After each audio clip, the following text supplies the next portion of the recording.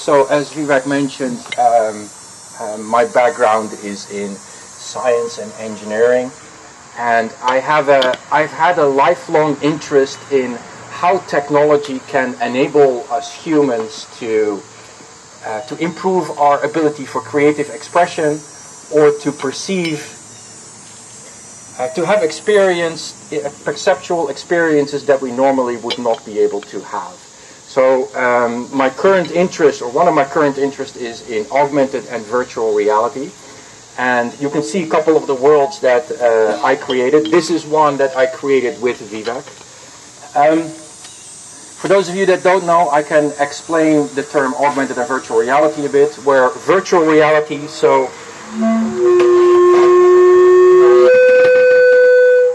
that's horrible. So virtual reality is basically you put on these goggles and the computer generates imagery for you to perceive. You will not perceive the real world anymore.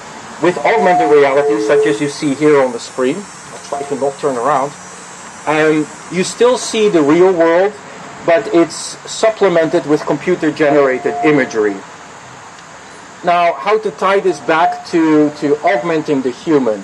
One thing that I'm particularly interested in is in terms of, if you have virtual reality, you can perceive videos in an immersive environment. So you don't look at videos on a computer screen like this one, but if you look at a 360-degree video inside this head-mounted display, you can actually look around, and it is as if you were there where the video was taken. Now, imagine for people who are, due to medical conditions, they're less mobile. They can't travel much. They can't go visit their children or their grandchildren.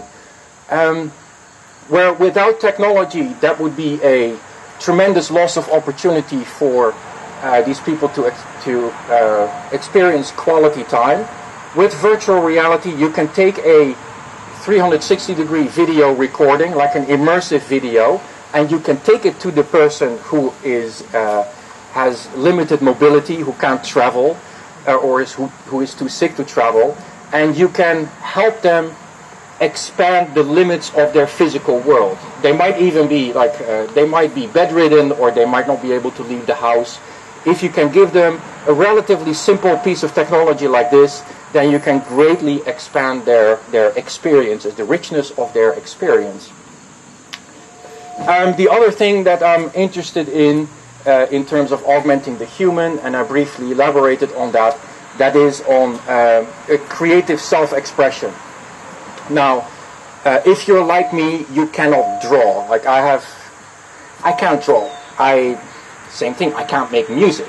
But with a virtual reality tool like this one, in combination with, let's see if I can do this, these handheld controllers.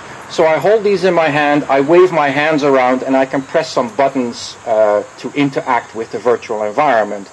So there are applications out there, virtual reality applications, that enable me to be way more creative in generating complex visual landscapes and scenery than I would be with if you give me pen and paper. If you give me pen and paper, I'll draw you a stick figure. I'm really good at that.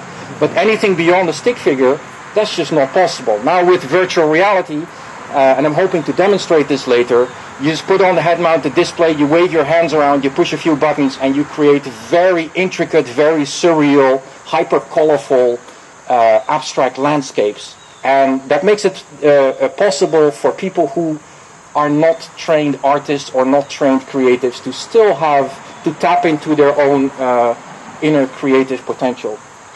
So those are the two uses, the two prime uses that I see for augmented virtual reality that go beyond games. Like most people, when they think about virtual reality, they think about computer games. That's an interesting new experience that you can get from the technology, but that is not the most interesting experiences that you can get.